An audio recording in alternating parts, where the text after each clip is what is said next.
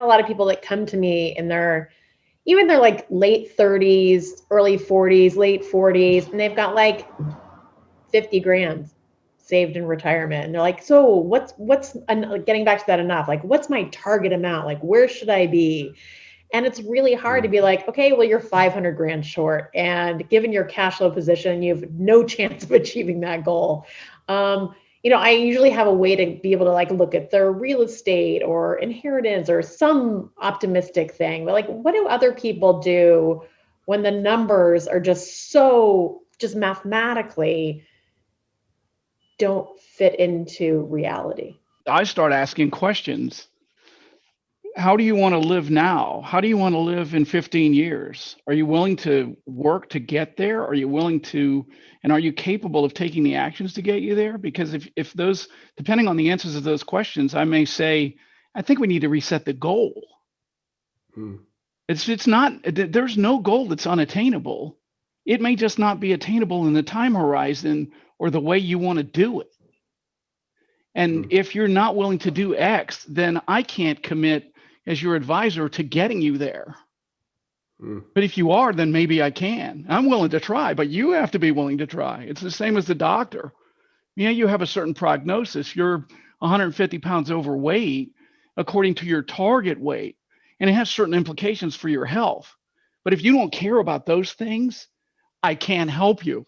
The thing that I tend to say and try and encourage clients to do is at least get started on the journey in that situation, and taking a step towards it, even if the whole kind of goal is huge and unmanageable, just that positive momentum and that discipline of starting to do something or taking action is hugely powerful. And I don't think, obviously circumstances are going to change over time, but it's really, really important to get somebody on the journey. They'll A, feel better about doing it, and B, they'll actually get a step closer to their goal.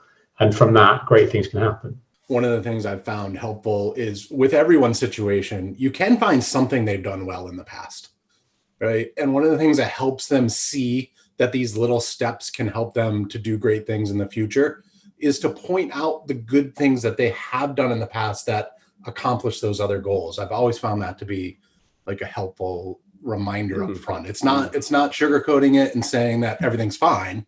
It's trying to get them on that path, but saying like, see, you can do this because look at what you did over here.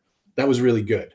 When I have those kind of conversations, I usually say to clients like, okay, this is just something we're going to have to lean in a little bit and we're going to have to prioritize it. I find a lot with my clients is that they've been talked down to a lot by people in the financial services industry, right? So they might have gone looking for advice 10 years ago and now they're 45 and they're coming to me and they're like, listen, I had a lot of student loans. I had whatever life happened.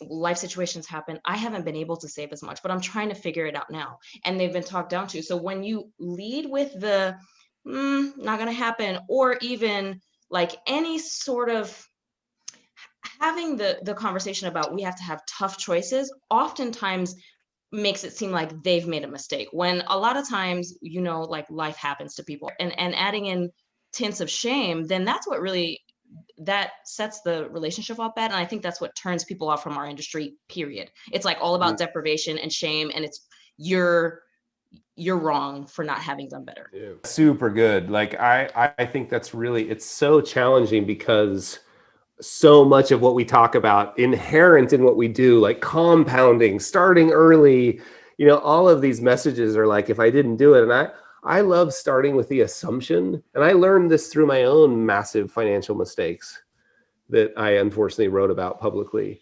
I learned like we're all doing the best we can with the event. We are literally all doing the best we can. If we could do better, we would be, you know what I mean? And that doesn't excuse us. Like, it doesn't mean we shouldn't take responsibility. That's not what I'm saying, but just leaning into the idea that like, look, everybody's doing the best they can. How can I take it from there and go a little bit next, right? And I used to use the words all the time saying like, if it was true, I would say, hey, look, we've done a good job here. And there's a few little tweaks, small improvements I think we can make. And we all know that small improvements compounded over the next 10 years are going to make a big difference. So let's get started with some of those small improvements.